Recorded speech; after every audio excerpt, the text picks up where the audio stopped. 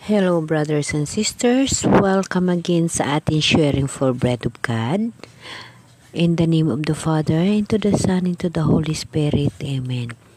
Lord, Ama namin sa langit, nagpapasalamat ako sa mga biyaya na ibinigay mo sa buhay ko at sa mga pagkakataon na kagaya nito na nagkaroon ako ng mga oras sa pananaliksik upang maunawaan ko ang iyong Temple of Community dito sa mundo.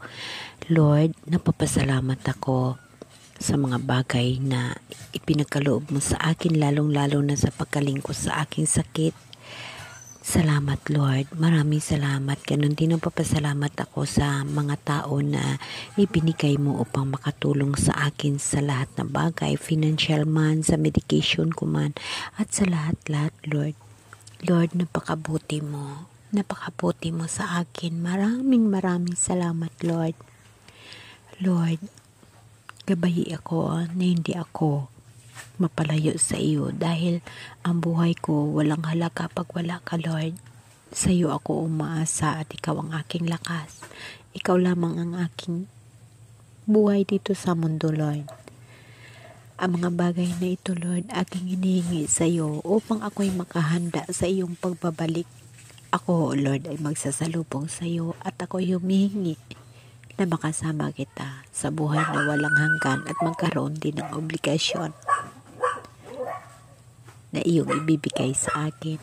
Lord, pangarap ko makasama kita sa buhay na walang hanggan.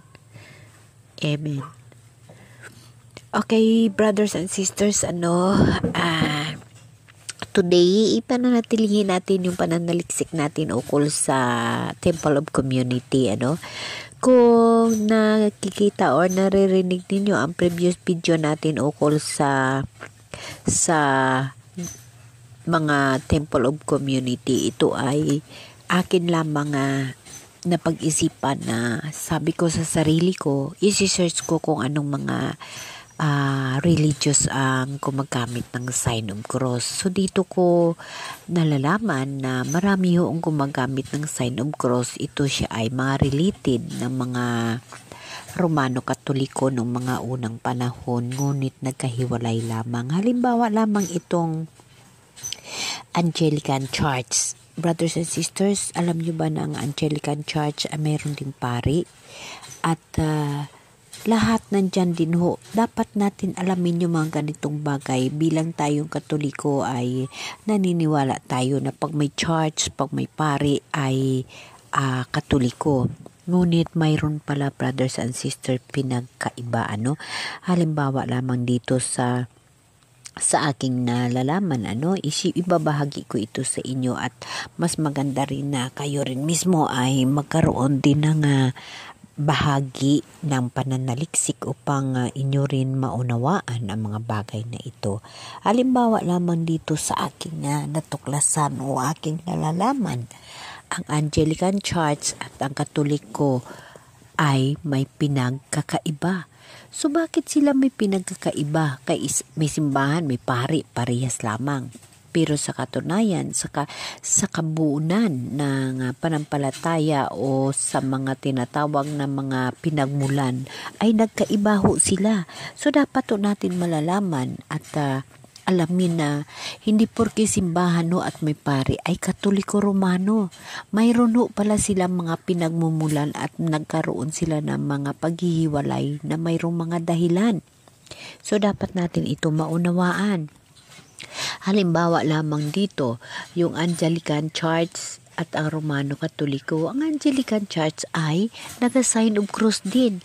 At makikita natin, akala mo Katoliko rin sila kasi may church, pero magkaiba pala. Simulan na natin. Ang Anglican Church at ang Katoliko Romano ay dalawang magkakaibang mga simbahan na may mga pinagkaiba sa mga turo, tradisyon, at pamahala. Ang mga sumusunod ay ang pangunahing pinagkaiba sa pagitan ng Anglican Church at Katoliko Romano. Just imagine guys, nagsisimba tayo, mayroon pala pinagkakaiba yung ating pinagsisimbahan. Akala natin church, simba tayo. Yun pala siya ay Anglican Church. Pero halos magkapareha sila, magkaiba lamang. Halimbawa lamang sa pinagmulan.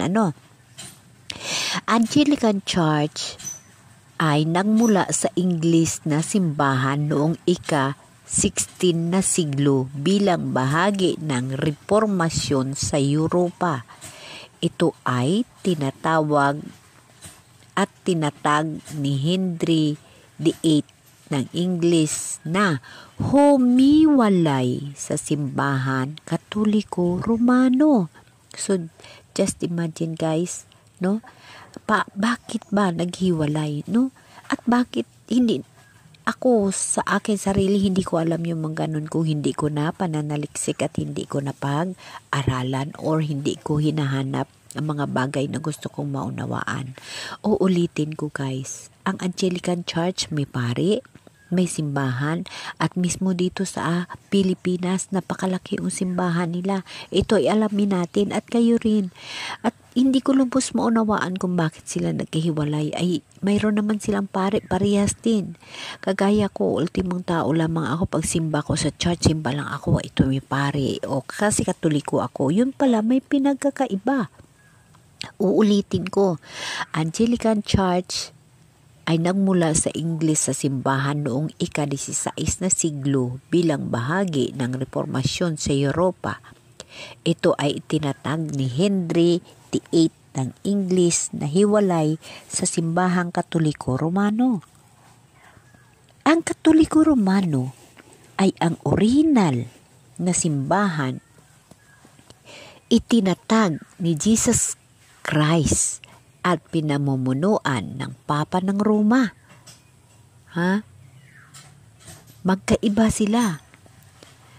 Papa at pamahala. Sa pamahala, magkaiba rin. Anglican Church ay walang Papa at hindi kinikilala ang otoridad ng Papa ng Roma.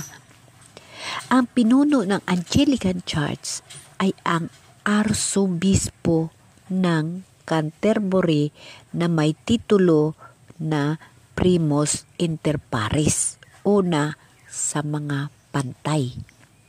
Diba? Ang hirap unawain, ang gulo. Anglican Church is related din sa Katolik pero hindi sila naniniwala sa Papa. Tayo mga Katoliko naniwala tayo sa Santo Papa. Diba?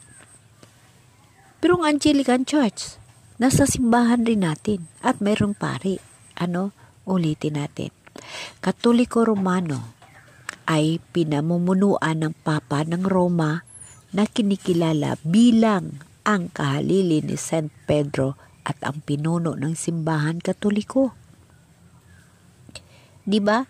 Samantala ang Anglican Church ay walang Papa at hindi kinikilala ang otoridad ng Papa ng Roma.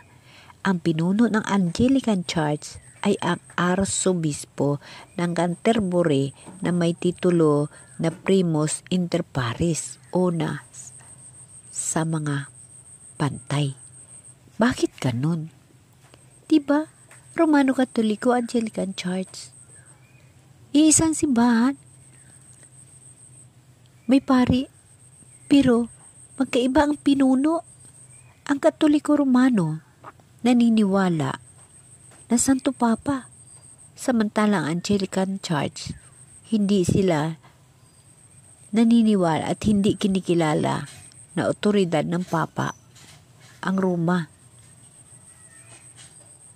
Hindi sila magkaiba. Ang pinuno ng Anglican Church ay ang mga Arsobispo ng Canterbury. Samantala ang Katoliko Romano, pinamumunuan ng Papa sa Roma. Sa doktrina at pagturo, titingnan natin. Ang Anglican Church ay may mga turo na malapit sa Katoliko Romano.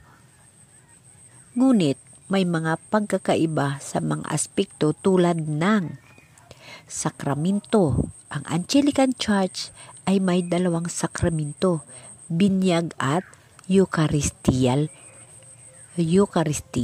habang ang Katoliko Romano ay may 7 sakramento. Eucharistia, ang Anglican Church ay may iba't ibang mga interpretasyon sa Eucharistia, habang ang Katoliko Romano ay naniniwala sa transubstansasyon. Pag-aasawa ng mga pari, itong pinaka-importante. Bilang tayo sa Katoliko natin, di ba, hindi nag-aasawa yung mga pari natin, no? Sa Anglican Church ay nagpahintulot ng pag-aasawa ng mga pari, habang ang Katoliko Romano ay hindi. Ang Katoliko Romano ay may mga turo na nakabatay sa tradisyon at banal na kasulatan, at kinikilala ang otoridad ng Papa at ng mga obispo. Magkaiba. Liturhiya at pagsamba. Anglican Church ay may mga liturhiya at pagsamba na malapit sa Katoliko. Ngunit may mga pagkakaiba sa mga aspekto tulad ng paggamit ng wikang bansa at ang pag-alis ng ilang mga ritos. Katoliko Romano ay may liturhiya at pagsamba na nakabatay sa tradisyon at banal na kasulatan, at ginagamit ang wikang Latin at iba pang mga wikang opisyal. Mga sakramento. Anglican Church ay may 2 sakramento, binyag at Eucharistia, at may mga iba pang mga ritos na tinatawag na sakramental, kampil, pag-aasawa. Ang Katoliko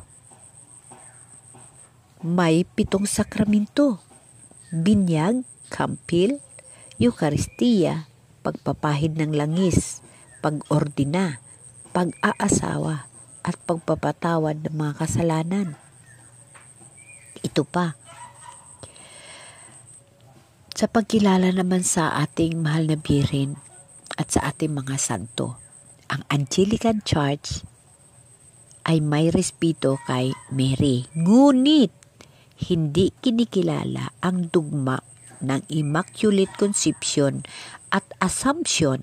Ang mga Anglikano ay may respeto sa mga santo, ngunit hindi sila ipinenta kasi. Ang Katoliko Romano ay may respeto at debosyon kay Mary at kinikilala ang dugma ng Immaculate Conception at Assumption. Ang mga Katoliko ay may respeto at pinipinta kasi ang mga santo. Sa kabuunan, ang Anglican Church at Katoliko Romano ay may mga pinagkakaiba sa mga turo, tradisyon at pamahala. Ngunit may mga pagkakatulad sa mga aspekto tulad ng panampalataya sa Diyos at sa mga turo ni Jesus Christ. Okay, saan ba makikita itong Episcopal Church sa Pilipinas or ang Evangelical Church? No? Ilalahan ninyo, brothers and sisters, ang Evangelical Church doon sa una natin mga sinasabi, ang mga pinamunuan at ang yung Katoliko Romano. So hanapin natin itong Episcopal Church na ito or Angelican Church. Ang Episcopal Church sa Pilipinas ay may 7 diocese na matatagpuan sa iba't ibang bahagi ng bansa. Narito ang mga diocese at ang kanilang mga lokasyon. Central Philippines, Quezon City. Northern Philippines, Bontoc Mountain Province. North Central Philippines, Baguio City. Santiago City, Isabela. Davao City. Northern Philippines, Cotabato City. Northern Luzon, Bulanao, Tabok, Kalinga. Ang pangbansang headquarters ng Episcopal Church sa Pilipinas ay matatagpuan sa Cathedral Heights, New Manila, Quezon City. Mayroon silang mga simbahan at mga institusyon sa iba't ibang bahagi ng bansa tulad ng St. Luke's Medical Center Brand International School at St. Andrew Theological Seminary. Ganun guys ang kahalagahan na dapat nating malalaman. Ano ang pinagkaiba ng Anglican Church at Catholic Church? Paulit-ulit ko yan. Uulitin natin. Ang Anglican Church at Catholic Church ay dalawang magkakaibang mga simbahan na may mga pinagkakaiba sa mga turo, tradisyon, pamahala. Narito ang mga ngunahing pinagkaiba sa pagitan ng Anglican Church at Catholic Church. Pinagmulan sa pamahala, uulitin ko. Nangmula sa Ingles na simbahan noong ika-16 na siglo bilang bahagi ng reformasyon sa Europa. Itinatag ni Henry VIII ng Ingles na humiwalay sa simbahan Katoliko Romano. Humiwalay ho sila. Walang papa ang pinuno. Ay ang obispo ng Canterbury na may titulo na primus inter pares o sa mga pantay. Ang mga obispo at mga pari ay may otonomiya sa kanilang mga diocese. Catholic Church, Katoliko, ang orihinal na simbahan na tinatag ni Jesus Christ at pinamunuan ng Papa ng Roma, na kinikilala bilang kahalili ni San Pedro. May sentralisadong pamahala at ililim ng Papa na may otoridad sa buong simbahan Katoliko. Yes, kasi alam naman natin na ang Katoliko ay centralized, So just imagine dyan guys, Ang doktrina at pagturo ang Anglican Church at Katoliko Romano ay magkakaiba rin. May turo na malapit sa Katoliko ngunit may mga pagkakaiba sa interpretasyon. Tinatanggap ang banal na kasulatan. Pangunahing batayan ng panampalataya, ito ay sa Anglican Church. May via media, gitnang daan na approach, pinagsasama ang mga elemento ng Katoliko at Reformasyon Protestant. Hindi kinikilala ang dogma ng Immaculate Conception at Assumption ni Mary. Pinapayagan ang pag-aasawa ng mga pari kabilang ang mga obispo sa ilang mga Anglican communion. Ang Catholic Church naniniwala sa banal na kasulatan at tradisyon kasama ang mga turo ng mga ama ng simbahan at mga konsilyo. Kinilala ang 7 sakramento, binyag, kampel, Eucharistia, pagpapahid ng langis, pag-ordina, pag-aasawa at pagpapatawad ng mga kasalanan. May dugma ng Immaculate Conception at Assumption ni Mary. May respeto at devotion kay Mary at mga santo. Hindi pinapayagan ang pag-aasawa ng mga pari. May mga permanent diaconate para sa mga married men. Sa sakramento, iba rin. Alam niyo ba guys na dito ko lang nalalaman ang mga ganitong bagay, so dapat natin alamin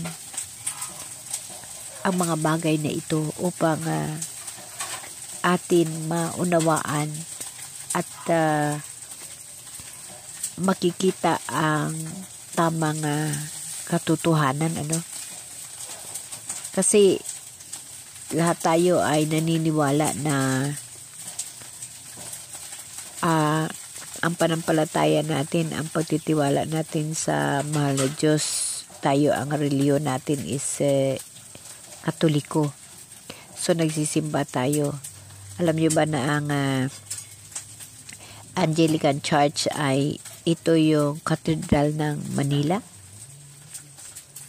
So, bakit may pinagkakaiba sa simbahang Katoliko, Kaya dapat natin alamin na bakit nagkaiba ang Anglican Church sa Romano Katoliko.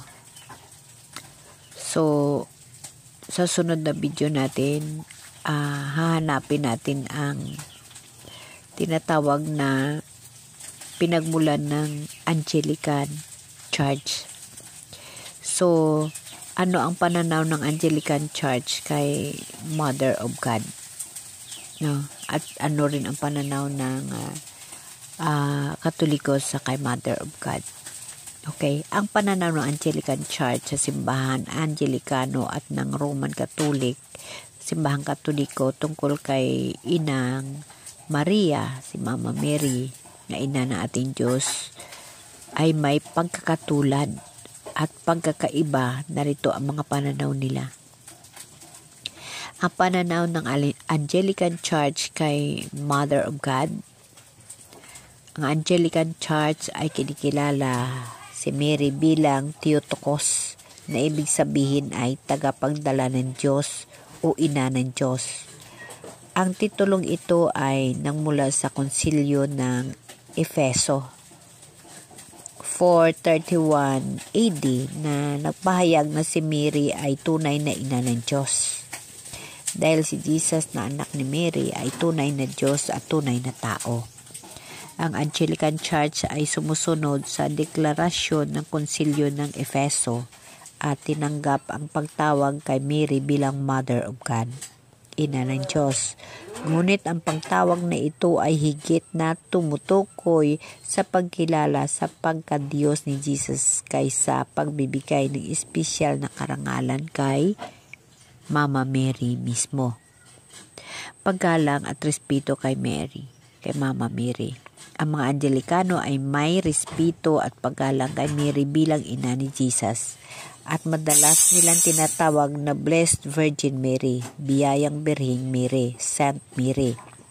Ang Anglican Church ay nagdiriwang ng mga kapistahan tulad ng Feast of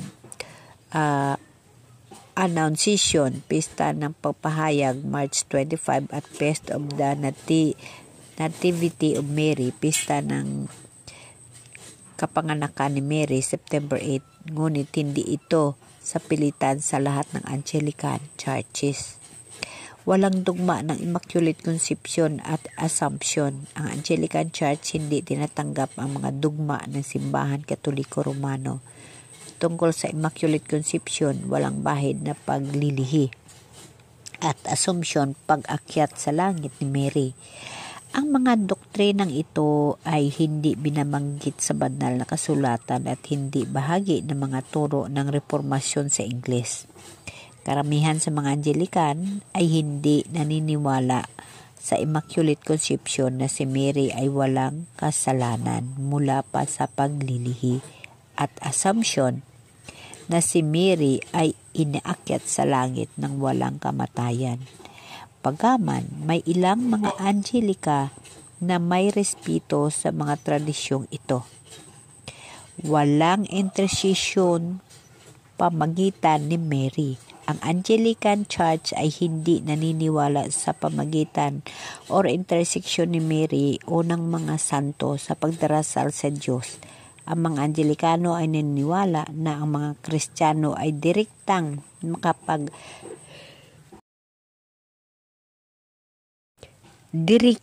makapag-usap sa Diyos at walang kailangan ng pamagitan ng mga santo o ni Mary. Yes, totoo yon. Sa atin kasi bilang Katoliko Romano, sa akin, hindi ko alam kung dito ako nabilong sa Anglican Church o sa Romano Katoliko, kasi pag ako kasi magdasal, diretso ako kay Jesus Christ.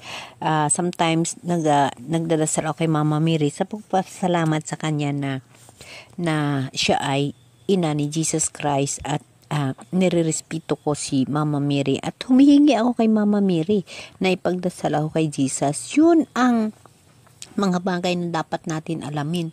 Kasi sa Anglican Church, hindi sila naniniwala ng interseksyon ni Mama Mary sa pagdarasal. Naniniwala sila na diretso tayo magdasal kay Jesus Christ. Yes, totoo ho yun. Naniniwala ho tayo. Kahit ako ho, bilang ultimo, naniniwala ako nga diretso ako na nanalangin kay Jesus Christ. Amen? Amen.